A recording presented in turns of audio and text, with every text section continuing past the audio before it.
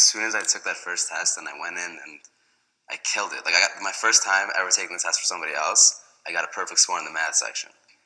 It was like, whoa, that was easy, and that was great, and I'm good at this. I mean, my track record speaks for itself. Like, if you know somebody's so stellar at doing something so flawlessly, without one exception, it goes without saying that's a reliable service. Just like any other business person, like, you want to have a good track record, right? And essentially, like, my whole clientele were based on word of mouth and like a referral system.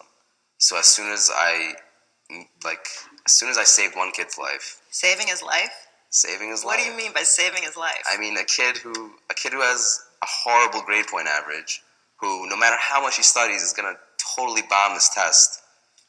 By giving him an amazing score, I totally give him like a new lease on life. He's gonna go to a totally new college. He's gonna be bound for a totally new career and a totally new path in life. Sam Eshigov thought that he was helping students with their SAT scores. Little did he know he was committing a very serious felony. Eshigov said he has taken the SAT and ACT around 30 times. Sometimes he would be taking 2 tests every weekend.